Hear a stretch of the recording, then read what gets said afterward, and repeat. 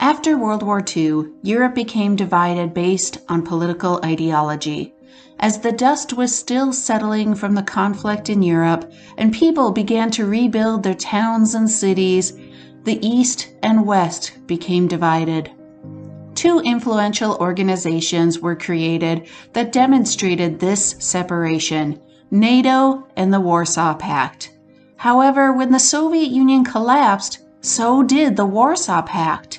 Yet NATO endured and is still in operation, which means that if a NATO member is attacked by an outside force, then all active members could be called upon to protect their fellow member state. So how does this happen? When would NATO troops be called upon, and who are the member nations of the North Atlantic Treaty Organization? Finally, how does this all relate to the current crisis and war in Europe due to Vladimir Putin? This is up next here at Learning the Social Sciences, the North Atlantic Treaty Organization. NATO was created in 1949.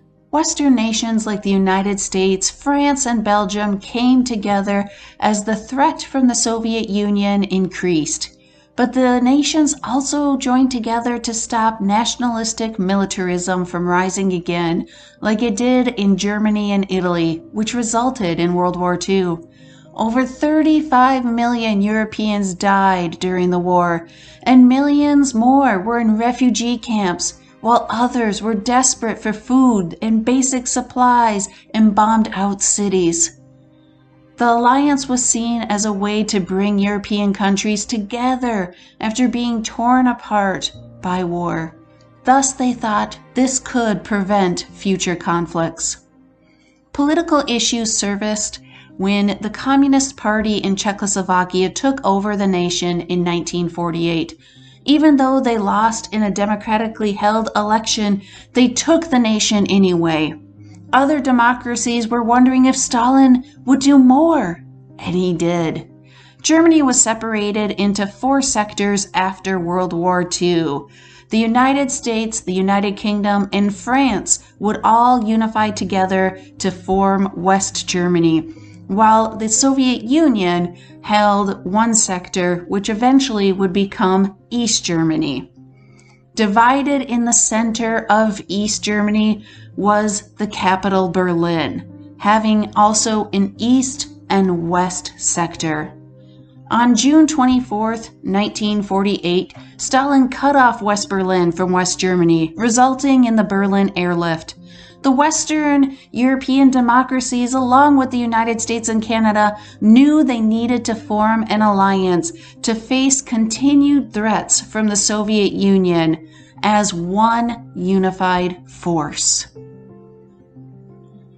The North Atlantic Treaty was signed on April 4, 1949, with 3 primary purposes of deterring Soviet expansion, forbidding nationalistic militarism, and encouraging European political integration.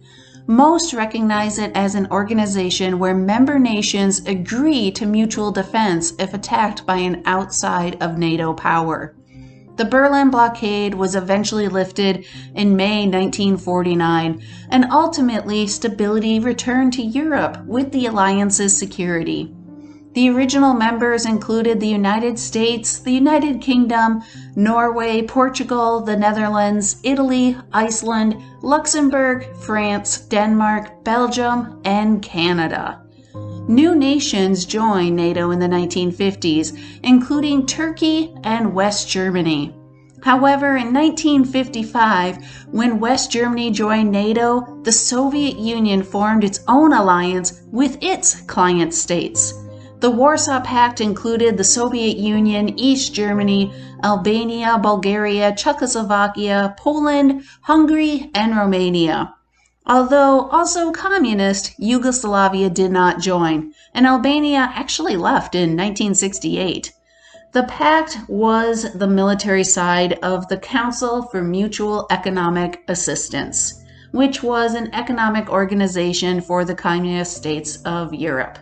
Although this pact came about due to the integration of West Germany into NATO, it allowed the Soviet Union to maintain a level of military control over its member states, which would be seen in Czechoslovakia in 1968 and Hungary in 1956, when the Soviet Union crushed democratic movements within those two countries.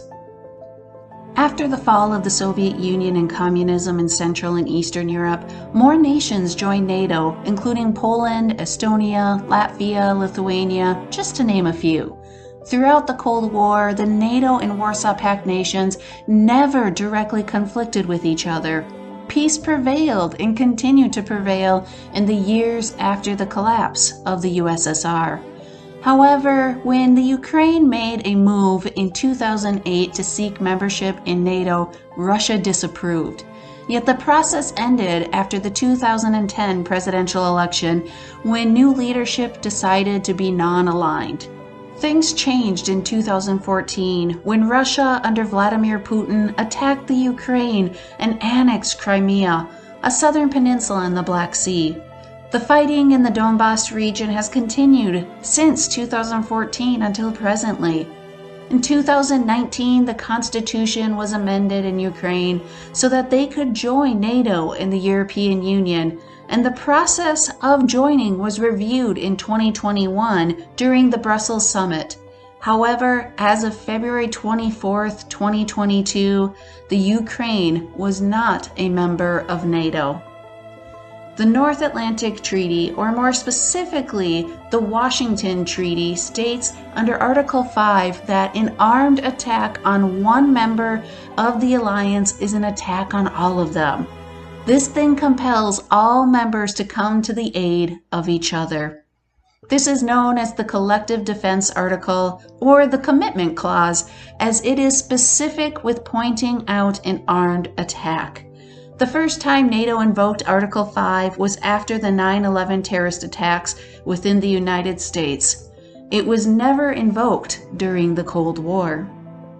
More recently, it has been broadened to include a massive or devastating cyber attack, yet in the end, it would be up to the 30 member nations to determine if they would actually ever invoke Article 5. In 2018, NATO took actions against Russia and its diplomats by expelling them from their nations after an attack in Salisbury, United Kingdom. A former Russian spy and his daughter were attacked with a nerve agent and found ill on a park bench.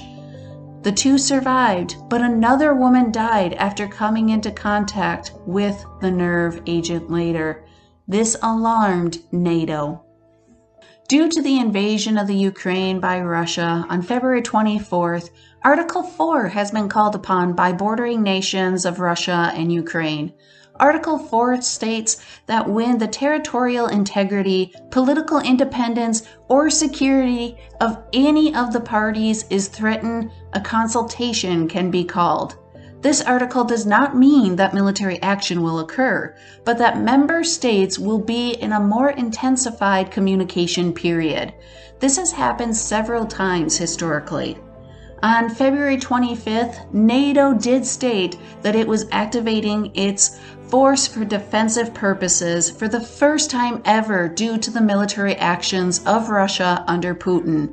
The NATO response force is always ready, 24/7, 365 days a year, just in case a crisis arises. The force is made up of troops from the member nations who rotate. It has a land, sea, and air force, along with elite special forces. NATO also added a spearhead unit after Russia annexed Crimea in 2014. Leaders of NATO are going to continue to be in discussion as the fighting in Ukraine continues. If you have any other questions about NATO, please leave them in the comments below. Also, remember to hit that like and subscribe button so you know when we post new content here at Learning the Social Sciences. Thank you very much for listening. Bye-bye.